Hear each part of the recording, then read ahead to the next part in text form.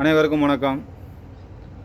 சும்மாவே நான் காட்டுவேன், இதில் வேற காட்டுனா அப்புறம் காட்டாமல் இருப்பேனா அப்படின்ற மாதிரி தான் நம்ம அண்ணாமலை அவர்கள் ஒரு ப்ரெஸ் மீட்டில் பார்த்தேன். நான் இன்னும் அந்த டிவிக்கு கட்சியை நான் இன்னும் அடிக்கவே ஆரம்பிக்கலை. அடிக்க ஆரம்பித்தா அந்த கட்சி தாங்குமா அப்படின்ற மாதிரி பேசியிருக்காப்புல. உண்மையிலே தாங்காது. ஒரு ஆளே போதும் அந்த கட்சிக்கு. நீ எத்தனை பேரை கூட்டிகிட்டு வந்து பேசினாலும் சரி, ரசிகர் பட்டாளத்தை இறக்குனாலும் சரி, எதுவுமே பண்ண முடியாது. ஏன்னா அவர் ஒரு ஆளே டீல் பண்ணிட்டு போயிடுவாப்புல. அவர் அப்படிப்பட்ட மனுஷனை நீங்கள் போய்ட்டு ஏதாவது ஒன்று விமர்சிச்சிட்டா மட்டும் அவர் அப்படியே தலைக்குனிவாய் ஐயோ நம்மளை புதுசாக கட்சி ஆரம்பித்தவெல்லாம் நம்மளை விமர்சிக்கிறாள் அப்படின்னு சொல்லிட்டு பேசாமல் இருந்துருவாப்லையா? ஒரு கட்சியுடைய கொள்கை என்ன, கோட்பாடு என்ன, நாங்கள் அடுத்து இதை தான் பண்ண போகிறோம், இப்படி தான் மக்களுக்கு இது பண்ண போகிறோம் அப்படின்லாம் தெரியலை. கேட்டால் நீங்கள் சொல்கிறீங்க நாங்களாம் உச்சத்துலேருந்து வந்துட்டோம், உச்சத்தை விட்டுட்டு நான் வந்திருக்கேன் மக்களுக்காக அப்படிங்கிறீங்க. ஏன் அண்ணாமலை உச்சத்தை விட்டு வரலையா?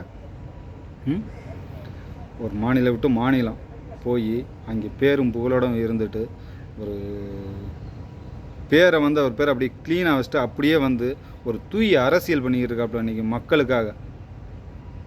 இன்றைக்கி எங்கள் கட்சியில் உள்ளவங்களாம் மற்றவங்கள்ட்ட எப்படி பேசணும், ஒரு நாகரிகமாக எப்படி பேசணும் அப்படின்றதெல்லாம் அந்த கொள்கையும் கோட்பாடும் சொல்லி கொடுத்துருக்காங்க. இப்போ நம்மளே ஒருத்தவங்க தரைக்குறையாக பேசினாலும் நம்மளும் பேசக்கூடாது, தரந்தாழ்ந்து பேசக்கூடாதுன்னு சொல்லி கொடுத்துருக்காங்க. இப்போ உங்கள்கிட்ட உங்கள் ரசிகர்கள்ட்டெல்லாம் அப்படி சொல்லி கொடுத்துருக்கீங்களா? பிளாஸ்ட்டுன்னு தான் கத்துறாங்க, மற்றபடி என்ன ஒன்றுமே இல்லை.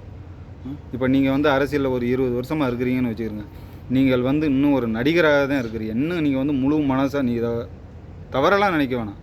நீங்கள் இன்னும் ஒரு முழு அரசியல்வாதியாக மாறவே இல்லை. உங்களை எல்லோரும் ரசிகர்களாக தான் பார்க்குறாங்க. ஆனால் அண்ணாமலை அப்படி இல்லை. எனக்கெல்லாம் சொல்லப்போனால் 5 வருஷமாக தான் தெரியும். இப்போ கட்சிக்கு வந்ததுக்கப்புறம் தான் எனக்கு அண்ணாமலை யாருன்னு எனக்கு தெரியும், இல்லைன்னா தெரியாது.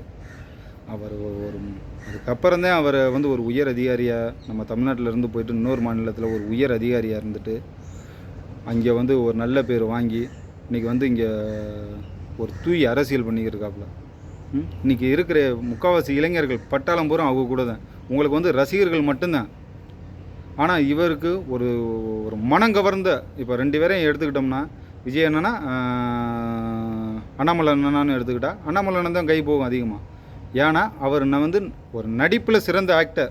நல்லா டான்ஸ் ஆடுவாப்பில், டைலாக் பேசுவாப்பில், காமெடி பண்ணுவாப்பில், நல்ல படம் கொடுப்பாப்பில். ஆனால் ஒரு தூய அரசியலை கொடுக்க முடியுமா அப்படின்னு பார்த்தா அண்ணாமலை தான்.